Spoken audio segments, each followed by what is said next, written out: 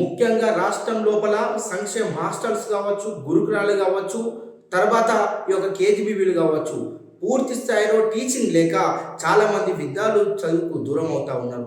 అదేవిధంగా మనం ఒకరు చూసుకుంటా ఉంటే రాష్ట్రం లోపల నాణ్యమైన ఆహారం లేక హాస్టల్స్ కావచ్చు, కేజీబీ కావచ్చు, గురుకులాలు కావచ్చు, నాణ్యమైన ఆహారం అందక, పౌష్టికమైన ఆహారం అందక వాళ్ళందరికీ కూడా అనారోగ్య సమస్యలకు గురవుతూ ఉన్నారు.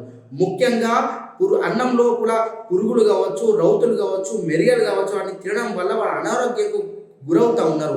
ఇప్పటి వరకే ఒక 30-40 వేల మంది విద్యార్థులందరికీ కూడా ఫుడ్ పాయిజన్ కావడం జరిగింది.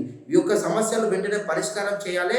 వాళ్ళందరూ కూడా ఈరోజు ఇలా చూసుకుంటా ఉంటే ఈ యొక్క విద్యార్థులు పెట్టే ఆహారం ఏదైతే ఉందో జైళ్ళ కన్నా ఒక జైళ్ళ ఖైదీలకు పెట్టే ఆహారం కన్నా ఇబ్బందికరమైన పరిస్థితిలో ఆహారం తింటా ఉన్నారు.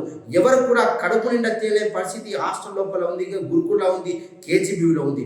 ముఖ్యంగా పూర్తి స్థాయిలో తరగతులు సరిపోక, పూర్తి స్థాయిలో పర్మనెంట్ బిల్డింగ్ లేక, వార్డెన్ లేక కావచ్చు, ఈరోజు గురుకులలో పూర్తి స్థాయిలో టీచింగ్ లేక కావచ్చు, నాణ్యమైన ఆహారం లేక కావచ్చు, ఇబ్బందికర పరిస్థితిలో విద్యార్థులందరూ కూడా ఒక జైళ్ళ ఖైదీలు ఏ విధంగా ఉంటుర్రో ఆ ఖైదీలు లేక విద్యార్థులందరూ కూడా తమ చదువును ఇంటికాడ కుటుంబ పోషణ సరిగా లేక ఈరోజు చదువుకుందామని ప్రభుత్వ ఈ యొక్క హాస్టల్స్ కావచ్చు, కేజీబీ కావచ్చు, తర్వాత గురుకులాలకు వస్తే ఇక్కడ ఇబ్బందికర పరిస్థితిలో చాలని అన్నంతో అందరూ కూడా అనారోగ్యానికి గురవుతూ ఉన్నారు. ఈ సమస్యలన్నీ కూడా మెచ్చార్జ్ సరిపోక, పూర్తి స్థాయిలో మెచ్చార్జీలు కావచ్చు, కాస్మెటిక్ ఛార్జెస్ సరిపోక వాళ్ళు అనేక ఇబ్బందులు పడుతూ ఉన్నారు.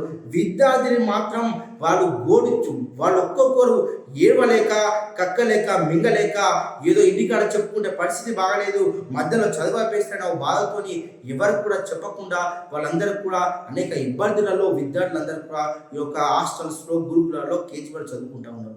ముఖ్యంగా దయచేసి ముఖ్యమంత్రి రేవంత్ రెడ్డి గారికి విజ్ఞప్తి చేస్తూ ఉన్నాం. ఈ అనేక సమస్యలకు విచారణ కమిటీ చేసిన తర్వాత ఈ యొక్క సమస్యను పరిష్కరించాలి. అలాగే గత ప్రభుత్వాన్ని అడుగుతూ ఉన్నాం, ఇప్పుడున్న ప్రజాప్రతినిధులందరికీ కూడా అన్ని పార్టీల నుంచి అడుగుతూ ఉన్నాం. మీ ఇంట్లో వాళ్ళకు కూడా ఈ టైలెట్ సరిపోక అర్ధరాత్రి ఏదైతే టైలెట్ సరిపోక మబ్బుల 3 గంటలు 4 గంటలు లేచి లైన్ కడితే ఏ విధంగా బాధాకరమైన పరిస్థితి ఉంటుందో ఒక్కసారి మీ అందరూ కూడా మీ గుండెలపై చేసి ఒకసారి ఆలోచన చేసుకోండి. భోజనంలో పురుగులు కావచ్చు, మెరుగలు కావచ్చు రావడం వల్ల వాళ్ళు తినలేని పరిస్థితిలో ఉంటే మీ ఇంట్లో కూడా అటువంటి పరిస్థితి జరిగితే ఒకసారి ఆలోచన చేసుకోండి. మీరేమో మంచి నాణ్యమైన ఆహారం తింటూ ఉన్నారు, విలాసమైన జీవితాలు గడుపుతూ ఉన్నారు. మా పేద గరీబ్ విద్యార్థులందరూ కూడా అలాంటి ఆహారం తీసుకోవద్దా, వాళ్ళకి నాణ్యమైన ఆహారం అందకొద్దా అని అందరికీ కూడా విజ్ఞప్తి చేస్తూ ఉన్నాం. ముఖ్యంగా రాష్ట్రం లోపల ఈ హాస్టల్స్, గురుకుల, కేజీబీల పైన ఒక ఎంక్వైరీ కమిటీ వేసి ఈ ప్రభుత్వమైన గత ప్రభుత్వం పట్టించుకోలేదు, ఈ ప్రభుత్వం పూర్తి నమ్మకంతో మేము విజ్ఞప్తి చేస్తూ ఉన్నాం. మీరైనా ఈ సమస్యను పరిష్కరిస్తారని కోరుతా ఉన్నాం.